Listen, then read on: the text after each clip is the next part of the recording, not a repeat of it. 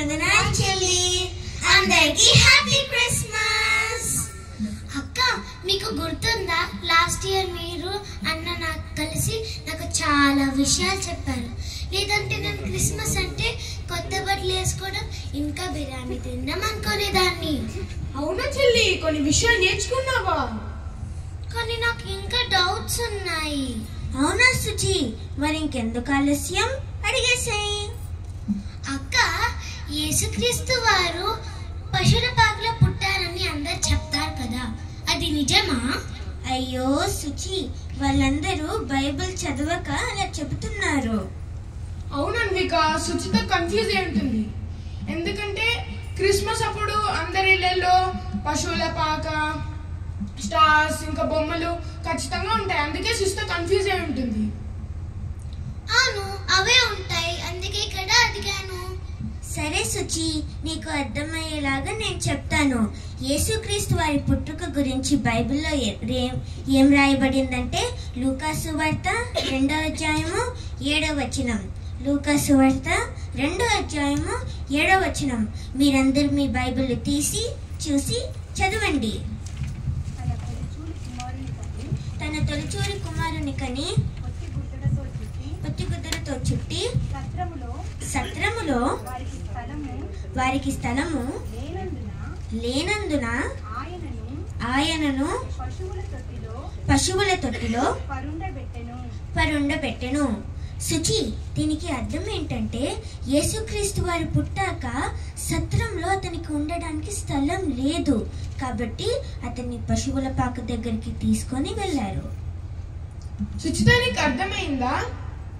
యేసుక్రీస్తు వారు ఎక్కడ పుట్టారనేది బైబిల్లో ఎగ్జాక్ట్ ప్లేస్ రాయబడలేదు. బెత్లెహేంలోనే పుట్టారు, కానీ సత్రంలో పుట్టారా, ఇంట్లో పుట్టారా, లేదంటే పశువుల తొట్టిలో పుట్టారనేది రాయబడలేదు. కానీ నాకు తెలుసు నీకు ఈ డౌట్ ఎందుకు వచ్చిందో. నీకు మటన్ అంటే చాలా ఇష్టం కదా, అందుకే పశువుల తొట్టి బాగా గుర్తుంది. ఇదిగో అన్న, ఇలా కామెంట్ చేస్తే నేను క్వశ్చన్స్ అడుగుతా. అలా అనద్దు సుచి, అప్పుడప్పుడు విషయాలను అలా నిజాలు చెప్తారులే. నువ్వు కూడా నా అక్క. జస్ట్ కిడింగ్ సుచి, నీ క్వశ్చన్స్ చాలా బాగున్నాయి. సరే, నీ నెక్స్ట్ క్వశ్చన్ ఏంటి? ఉండక్క, నేను చాలా ఫీల్ అవుతున్నాను. యేసుక్రీస్తు వారిని పశువుల పాకలో పండుబెట్టారా? అక్కడ చాలా స్మెల్ ఉంటుంది కదా, అతన్ని ఎట్లా ప్రేయర్ చేశారు? నేను చాలా ఫీల్ అవుతున్నాను. అవును సుచి, యేసుక్రీస్తు వారు పుట్టుక దగ్గర నుంచి అతనికి అన్ని కష్టాలే. ఇలా మనలాగా హ్యాపీగా అతను లేరు. మనలాగిలా బొజ్జోలేరు. అతనికి పుట్టుక నుంచి కష్టాలే సుచి. అవును సుచి. సరే, నీ నెక్స్ట్ క్వశ్చన్ ఏంటి? సరే అక్క, నేను నెక్స్ట్ క్వశ్చన్ అడుగుతాను. యేసుక్రీస్తు వారికి వేరే పేరు పెట్టచ్చు కదా, ఆ పేరు ఎందుకు పెట్టారు? చెప్తాను విను సుచి. యేసుక్రీస్తు వారనే పేరుకి చాలా ప్రాముఖ్యత ఉంది. సరే, యేసు అంటే రక్షకుడు, ఈ లోకంలో ఉన్న మనందరినీ రక్షించడానికి వచ్చిన వ్యక్తి. యేసుక్రీస్తు వారు రాకపోతే మనం అందరం రక్షించుండే వాళ్ళం కాదు.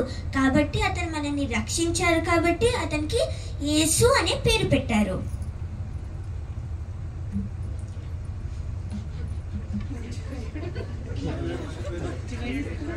క్రీస్తు అంటే అభిషక్తుడు లేదా రాజు లేదా అధికారం కలిగిన వాడు.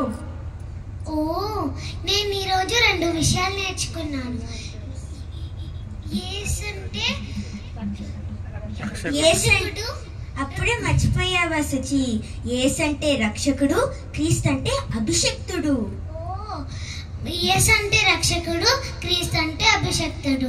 ఇంకా యేసుక్రీస్తు వారు పశువుల పాకలో పుట్టలేదు. సరే అక్క, ఇంకో క్వశ్చన్ అడుగుతాను. మీరు నాకు ఒక గిఫ్ట్ ఇచ్చారు కదా నా బర్త్డేకి, అది చాలా బాగుంది. యేసుక్రీస్తు వారికి కూడా గిఫ్ట్ ఇచ్చారా? వచ్చే చెల్లి. అవును సుచి, యేసుక్రీస్తు వారి బర్త్డేకి అతనికి 3 స్పెషల్ గిఫ్ట్స్ వచ్చాయి. అవేమిటంటే బంగారం, సాంబ్రాణి, ఇంకా బోలం. బంగారం అంటే గోల్డ్, సాంబ్రాణి అంటే మంచి స్మెల్ వచ్చే పొగ. మరి బోలం అంటే ఏంటి? బోలం అంటే ఏమన్నా ప్లేట్ అక్క? కాదు సుచి. బోలం అంటే అదొక పదార్థం. దానిని మెడిసిన్ గా వాడుకుంటారు, ఇంకా పర్ఫ్యూమ్స్ లో కూడా యూస్ చేస్తారు. అది చాలా కాస్ట్లీ. ఈ 3 వాల్యుబుల్ గిఫ్ట్స్ యేసుక్రీస్తు వారి బర్త్డేకి ఇచ్చారు. ఓ, నేను ఈరోజు చాలా నేర్చుకున్నాను క్రిస్మస్ గురించి. ఫస్ట్ది యేసుక్రీస్తు వారు పశువుల పాకలో పుట్టలేదు.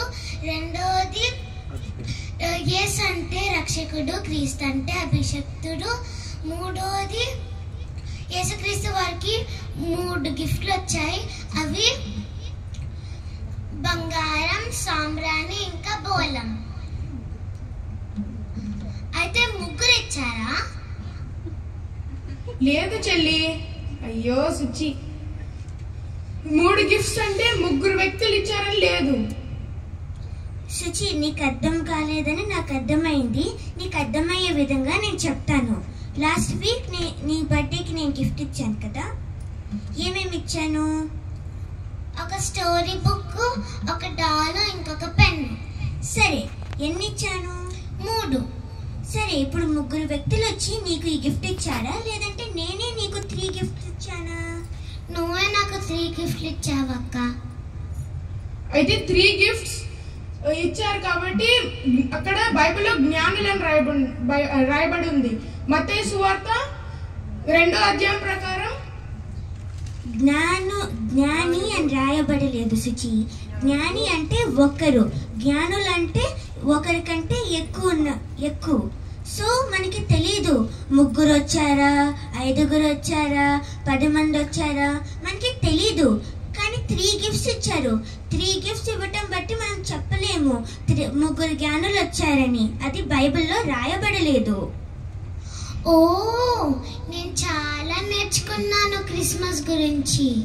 ఫస్ట్ది యేసుక్రీస్తు వారు అంటే యేసుక్రీస్తు వారు పశువుల పాకలో పుట్టలేదు. రెండవది యేసు అంటే రక్షకుడు, క్రీస్తు అంటే అభిషక్తుడు. మూడవది యేసుక్రీస్తు వారికి 3 గిఫ్ట్ ఉన్నాయి, ఇచ్చారు. అవి బంగారం, సాంబ్రాణి, ఇంకా బోలం. అవి 3 ఇవ్వలేదు, ఒకరికంటే ఎక్కువ మంది ఇచ్చారు. వావ్ సుచి, నువ్వు ఈరోజు చాలా విషయాలు నేర్చుకున్నా. ఇలానే సుచి నేర్చుకుంటున్నట్లు మీరు కూడా మీ పిల్లలకి నేర్పించాలనుకుంటున్నారా? సిబిటి దుబాయ్ వారు సంప్రదించే కిడ్స్ బైబిల్ క్లాస్కి మీరు ప్రతిరోజు వచ్చి మీ పిల్లలకి కూడా వాక్యాన్ని నేర్పించండి. అలానే మీ పిల్లలు కూడా ఎక్కువ వాక్యాన్ని నేర్చుకోగలరు. ఈ అవకాశం ఇచ్చిన దేవునికి ఇంకా సంఘ ప్రజలందరికీ వందనాలు.